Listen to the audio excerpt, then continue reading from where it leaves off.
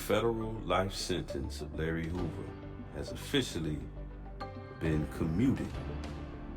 Hoover is considered by many to be one of Chicago's most notorious gang founders. Hoover, the founder of the Gangster Disciples Street Organization, has spent nearly 3 decades in solitary confinement at ADX Florence in Colorado, widely considered one of the most secure prisons in the world. Mr. Hoover, who will be 75 years old in November, despite the commutation of his federal sentence, Hoover still faces a 200-year state sentence for the 1973 murder of William Pookie Young, a 19-year-old neighborhood drug dealer in Chicago. The federal charges, which resulted in 6 life terms in 1997, came decades after his state conviction. The courts have demonstrated a complete unwillingness to consider Mr. Hoover's considerable growth and complete rehabilitation. Bon John Law Group stated, despite the court's unwillingness to do the right thing, Mr. Hoover has been able to keep his voice alive through the incredible work of many advocates and supporters. The case has remained controversial as some claim he continues to control the street organization from prison through intermediaries, while others argue he is unfairly targeted by law enforcement and that his rights are being violated. In the community, some view him as a Robin Hood figure who helped his neighborhood.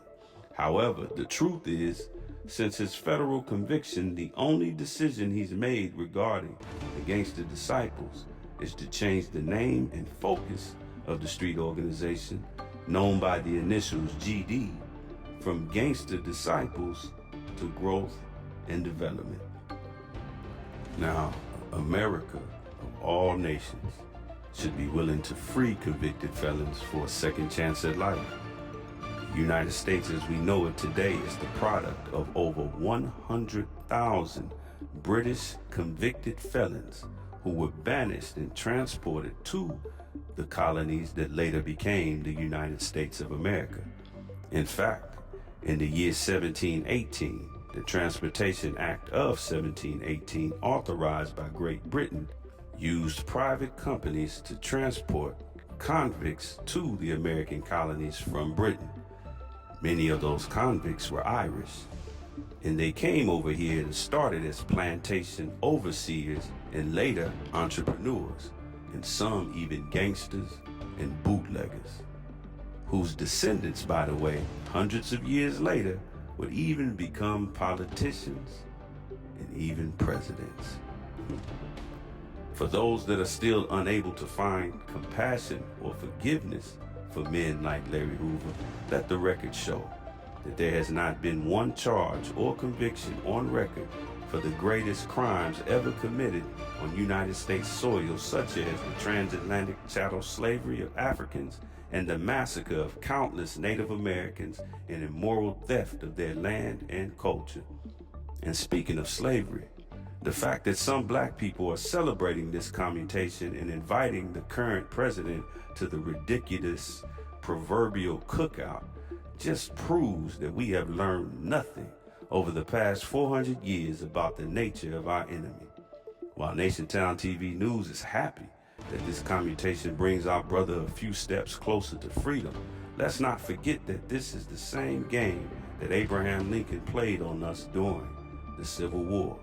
The modern prison industrial complex, thanks to the 13th Amendment, is essentially modern slavery. And these commutations are modern versions of Abraham Lincoln's legal smoke and mirrors emancipation. In fact, Abraham Lincoln is literally quoted as saying the following leading up to him signing the Emancipation Proclamation into law. He said, "I will say then that I am not nor ever have been in favor of bringing about in any way the social and political equality of the white and black races, that I am not nor ever been in favor of making voters or jurors of Negroes, nor of qualifying them to hold office, nor to intermarry with white people. And I will say in addition to this, that there's a physical difference between the white and black races from living together on terms of social and political equality. And inasmuch as they cannot so live while they do remain together, there must be the position of superior and inferior, and I, as much as any other man, am in favor of having the superior position assigned to the white race. In fact, the word emancipation itself is a game, if we're not careful enough to examine the roots of the word. The root of the word emancipation, emancipare, essentially means free from the hand of your oppressor. It means the transfer of property. It does not mean actual freedom. As a wise 20th century philosopher by the name of Flavor Flav once said, don't believe the hype. NationTownTV News, right down to the modern touch.